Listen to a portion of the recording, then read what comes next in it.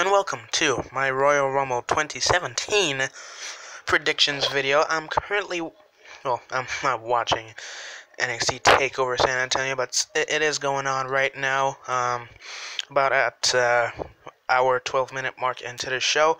Currently, Eric Young beat Ty Dillinger, like I predicted. Good old Rod beat Andrade, which I did not predict. I actually thought Andrade would win to build up to some kind of feud. But, of course, he didn't. And, of course, the Offers of Pain beat DIY, which is pretty big. And, of course, as I said, I predicted that as well. So, been a pretty decent show thus far.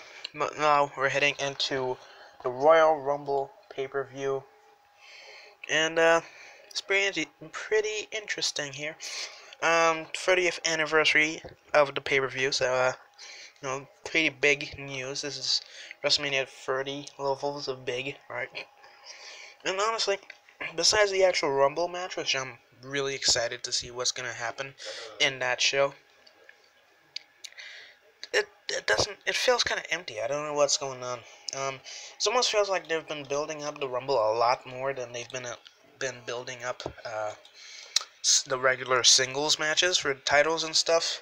But anyway, let's just get into the actual show so you can see what I mean. So, on the pre-show we have, first off, the Raw Tag Team Championships. They are on the line, and for some reason I just saw this stipulation on Wikipedia. Apparently there'll be 2 referees in this match in case Sheamus headbutts one of them again. Whatever happened on that last one. I think it was Sheamus that straight like wrecked some guy. I think he brogue kicked him or headbutted him. I cannot tell. Yeah, man. People's freaking out about Offers of Pain winning. Anyway, so we got that match. As I said, I mean, they've had Luke Gallows and Carl Anderson racking up wins against Cesaro and Sheamus. This basically, like, there's 2 things. Either Cesaro and Sheamus are transitional champs from the New Day, and they bridge over to the club, which honestly they should have just let the club win in that case. But that's besides the point. Or they could go on for the long run, but really, besides the club, there aren't really that many other contenders. I mean, I guess there's Enzo and Cass, but technically Luke Gallows and Carl Anderson are heels, and I really don't like face versus face matches. And I can see Enzo and Cass versus the club at WrestleMania. That would be a pretty interesting match. So I don't know. I'm a bit torn, but I just want the club to win. Really, they gotta win, man. They gotta win. So yeah, the club for me. Next up, we got Sasha Banks versus Nia Jax in a singles match. Sasha injured her knee, and after the whole Charlotte debacle, and of course Nia just popped out of nowhere and just threw her across the ring a bunch of times. That was basically the whole gimmick of the match at this point, the build up and everything. So I don't know. I can see Sasha versus Bayley probably at WrestleMania. I could see Nia versus Bayley, but for that to work, Charlotte would have to lose. So I don't know how that would work. Would Charlotte lose her first pay-per-view singles women's championship match because she pretty much lost every other type of match at this point? I don't know. Bayley should win, honestly. I mean, she's basically been doing nothing. So, in that case, this match could go any way. But I feel like Nia deserves a build-up. Sasha doesn't really need to do anything at this point. Like, she can just come back in a few months and challenge for the titles or whatever. But, yeah. It would be pretty interesting to see the whole women's division on Raw actually build up after the Sasha-Charlotte, like, wars. They're the equivalent of Star Wars at this point. That's how many movies and years they've been going on. Anyways, next up we got the final match on pre-show, I guess, which is the face versus heel teams of Raw. We got Becky, Nikki, and Naomi versus Alexa, Mickey, and Natalya. a really like important match here because it basically builds up every match for like the next couple months, the next feuds for the next couple months leading up to WrestleMania and beyond, maybe. We got Becky versus Mickey, we got Naomi versus Alexa, and we got Nikki versus Natalia, which is a which is a match they've been building up, a feud that has been going on. They haven't been doing it well. I mean, they've just had a bunch of like really WWE those crappy street fights, backstage brawls and stuff that really just, I mean, besides just like, I don't know. I guess there's just the chance I get to the check fight, and it not seem wrong. I don't know. And then of course we got Becky versus Nikki, which is building up. Of course after the Becky and Alexa feud, and Naomi out of nowhere coming to challenge Alexa for the women's championship. So I believe, I don't know. I think the heel teams should win here to help baby faces try build up an underdog story for the faces. But considering I've predicted heels winning, I you know what? The heels are winning. Alexa, Mickey, and Natalia are going over. For Becky versus Mickey at WrestleMania, along with Naomi and and Alexa going on as well. And I believe Nikki and Natalia could have their main match, the rubber match at Elimination Chamber. But who knows? I'm going with the heel team of Alexa, Mickey, and Natalia for that. And that's it for the pre-show. And we go on to the main show. Of course, we got Rich Swann versus Neville for the Cruiserweight Championship. Now, apparently, there's a little bit of interesting stuff going on with Rey Mysterio going on in the background. You know, I think he's not wrestling with Lucha Underground. He didn't sign a new contract, so that could mean Rey could be coming back. Possibly, there's a chance. So that could mean Neville versus Rey Mysterio at WrestleMania. How cool would that be for the Cruiserweight Championship? But if that doesn't happen, which it most likely won't, because I wanted Kenny to come over here, and he's not coming over here, so I mean,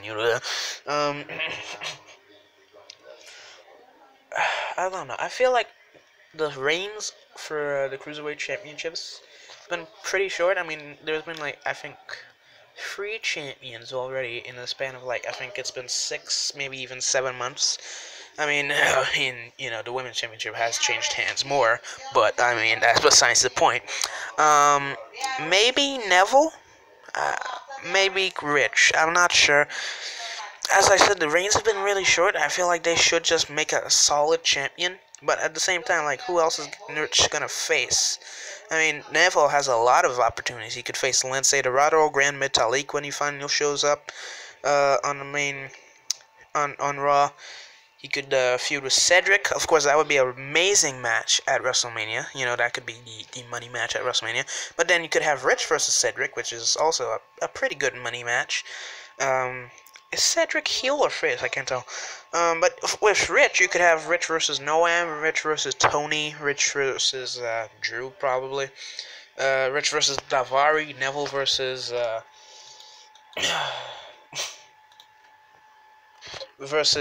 Jack Gallagher. There we go. There's a lot of opportunities for the Cruiserweight division. There's a lot of stuff they can do.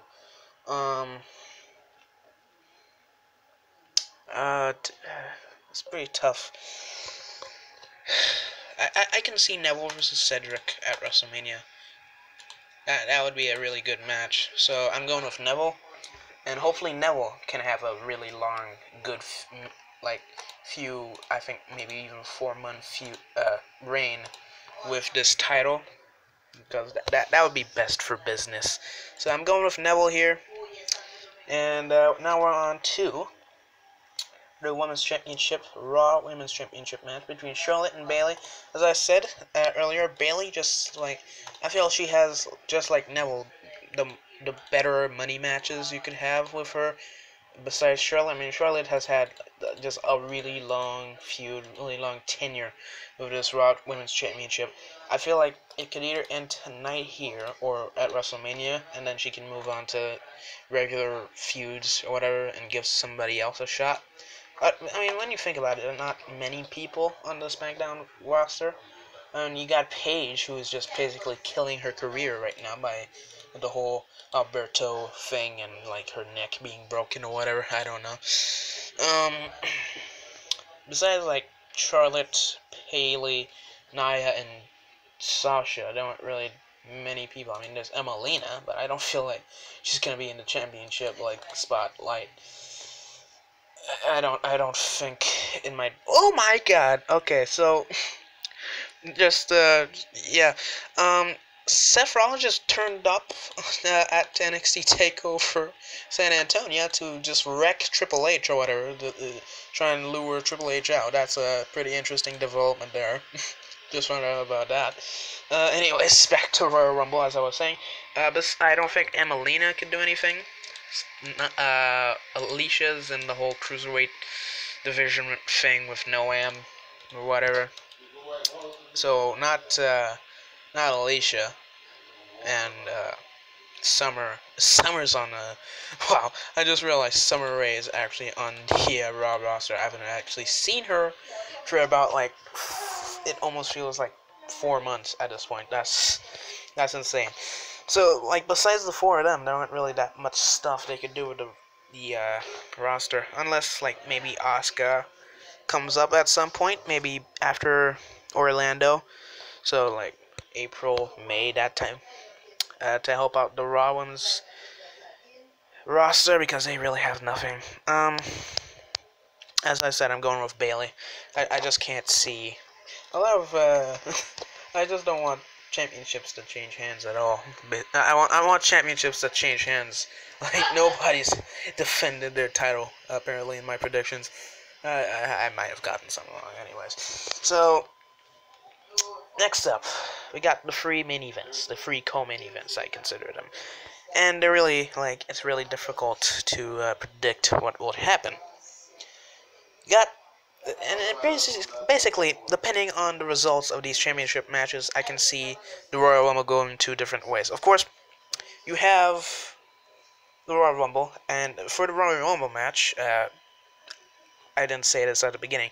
Basically, I have two predictions for the actual Rumble match. One for SmackDown, one for Raw. And I'm going to just do the Rumble match real quick to help out with the championship prediction. So, got Joe for SmackDown and Finn for Raw. That's my predictions for the Royal Rumble match. Of course, Ty Dillinger, I was wanting Kenny to come, but he's not coming anyways. So no more Kenny, no more of that hype for me. It just went downhill after Kenny said he's not coming to WWE. So besides Joe, Ty, and maybe hopefully Kurt, there really isn't much. I would go for Joe. Most likely, because Finn really doesn't need the Rumble match. He can just come back and demand his rematch, whereas Joe would need the Rumble match to help, with the whole thing. So, to get into a championship spot. So, yeah, I believe Joe would have a greater chance of winning, but in the case that they don't, right, I'll give some extra predictions afterwards. But of course we're going into the actual championship matches here. We got Kevin Owens versus Roman Reigns and John Cena versus AJ Styles for the WWE Universal and WWE World Championships. Of course, in the Universal match, Jericho will be hung in a shark cage, and really, I think if Kevin wins, Finn might win the Rumble, but as I said, he doesn't really need to win the Rumble. But it would just be nice, really. But then you have Roman Reigns. Now, if Roman Reigns wins, I think Undertaker would actually win the Rumble match. Win the Rumble match and go on to face Roman Reigns at WrestleMania 33. If Kevin wins, either Finn or Chris Jericho to help, with that whole thing. So I'm going with either Finn, Jericho, or Taker, depending on the results of this Universal Championship match. Of course, you have the SmackDown side with the World Championship, the WWE World Championship, and as I said, Joe wins. I believe John would win. If John and Joe win, headline WrestleMania, that would be pretty sweet, right? AJ Styles, Joe might win as well, but then it would be two heels, so one of them would have to turn face, or it would be a triple threat match with somebody else, maybe Bray, John probably gonna insert himself in there somehow. I don't know, but maybe, just maybe, we could have Apollo win randomly. I don't know. I don't see, like, if AJ wins, I don't really see a SmackDown guy winning the Rumble match, really. But I really do see Cena winning the match, so, like, yeah, so I think Joe is most likely to win the Rumble match, going to face John at WrestleMania. And, of course, Finn would come back to Raw to get his rematch, invoke his rematch clause against Kevin Owens for the Universal Championship at WrestleMania. So it's pretty much set at this point, really, what's going to happen. Of course, we got Triple H versus Seth Rollins, which is building up here at TakeOver San Antonio. Breaking news right now. But yeah, I guess that's it for this predictions video for the Royal Rumble. Hope you guys enjoyed. What are your predictions for the Royal Rumble this year? Pretty unpredictable, at least the Rumble match itself. As I said, I want Ty Dillinger, Joe, and Kurt Angle to possibly appear in the actual match itself. There's only like 8 more spots that they've left unfilled for the actual Rumble match. So, like, besides Joe and whatchamacallit, Ty and Kurt, who else could possibly be in this match? Seth ain't gonna be in the Rumble match, which is kind of interesting. Maybe just a random appearance from Shinsuke, probably. Who knows? Maybe I don't know, maybe Sean, maybe Hunter could appear on the Rumble match. There's a lot of possibilities. Yeah, maybe Kane could be there. Big Show, I think, is in there as well. Yeah, so there's a lot of stuff going on right now. And as I said, hope you guys enjoyed this Rumble predictions video. I'll see you guys in the next episode. And next video, I think I'm going to do a podcast for Wednesday, so be looking out for that. And yeah, see you guys in the next video. Troll on, baby!